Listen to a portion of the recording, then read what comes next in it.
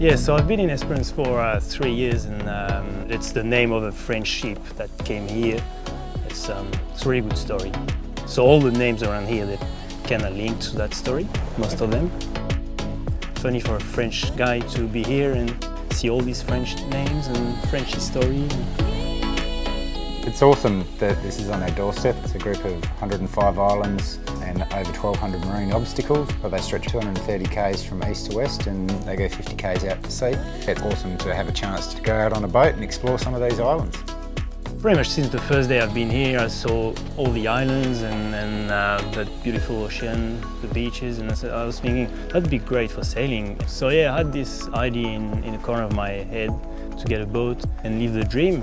So I found a boat in Perth, sailed it around the Cape, all the way to here, and here we are.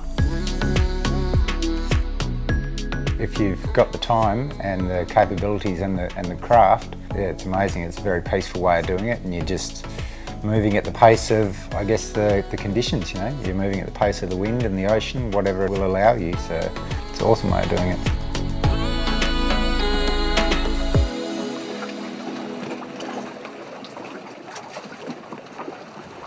Well, this is awesome, Damo. It's very quiet and peaceful, but I think if we're going to go to Middle Island, I think we should take the chopper down. What do you think? Yeah, we need to get on the helicopter because as much as we love Damo's boat, I think we'd still be here next week trying to get out to Middle Island.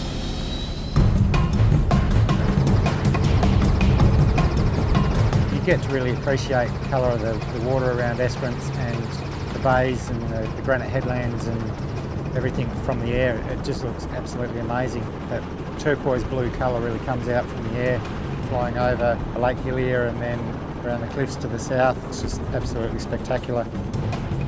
Middle Island's beautiful. It's got the famous Lake Hillier, which is the bubblegum pink lake, and it rises up to Flinders Peak, which you climb up there.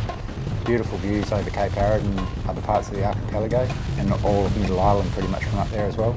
And then, yeah, there's little bays and headlands and a hell of a lot to explore on Middle Island. And it's a full mission. I mean, you either need a decent sized boat or jump on the Helispirit helicopter and get a tour out there.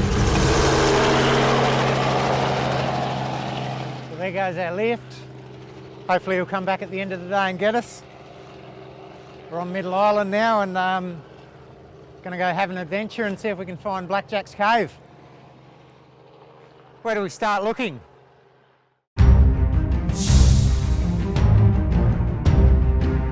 So we're on Middle Island heading down towards Belinda Beach. It's called Belinda Beach based on one of the original shipwrecks out here, the Belinda, which is in about 1824, I think. It's one of the few sandy beaches on the islands in the Recherche Archipelago. This and Sandy Hook. Most of the other islands are just granite shorelines with no sandy beach. Yachts often moor up in the bay, but like all the other islands in the archipelago, it's a A-class nature reserve and you should seek approval from Department of Parks and Wildlife before coming onto the island. They do have signage and a few paths around the main area here because they anticipate that people are coming out here, but it's one of those areas which is fragile. You don't want to introduce weeds and diseases from other areas which potentially threaten the ecosystems out here. Ooh, little wallaby footprints. That's pretty cool. Definitely a shark egg. I'm not sure what species, but yeah. One of Australia's only pirates, Blackjack Anderson, was on this island for a number of years. He ran a sealing operation and whaling operation out of here, as well as getting any passing boats and pillaging them for whatever they had as well. It was a pretty lawless society back in the day. So we're going to have an explore and he had a cave somewhere on the island, and it's our adventure today to try and find that cave. So yeah, some sort of map would be great if we could find that. Who knows? Who knows what we might find? There's another shark egg.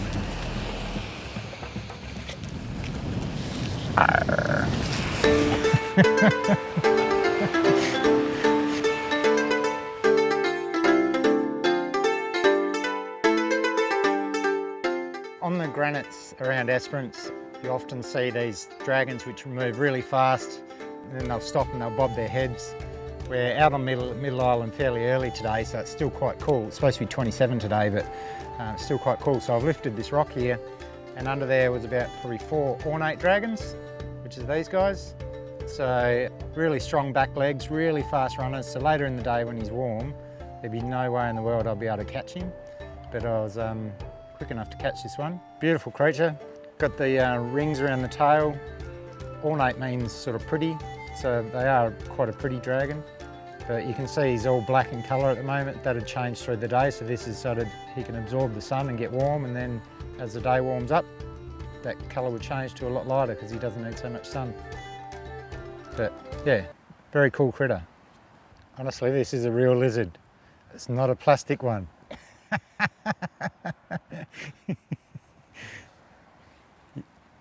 Here we go.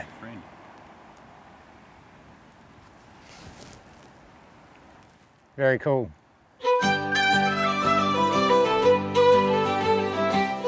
Maybe this was one of Blackjack's settlements. Looks like the doorway was through there.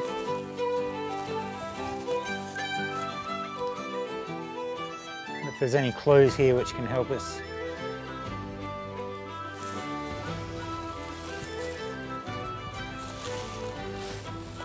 Oh, hang on. I think we're onto something.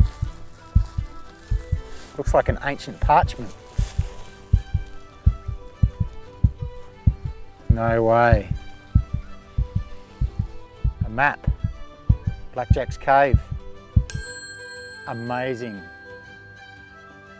As if I made this in my kitchen last night and burnt the edges with a lighter and stained it with tea and soy sauce.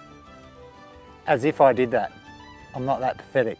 Seriously, this is a genuine map. I'm excited. We're rich. X marks the spot. Let's go there. So we're somewhere near here. We need to follow that, obviously, exact path to get to there. Be careful of sharks. Potentially barrels of rum, that'd be nice. That's a damn good map though. If I'd made that, I'd be pretty proud of that.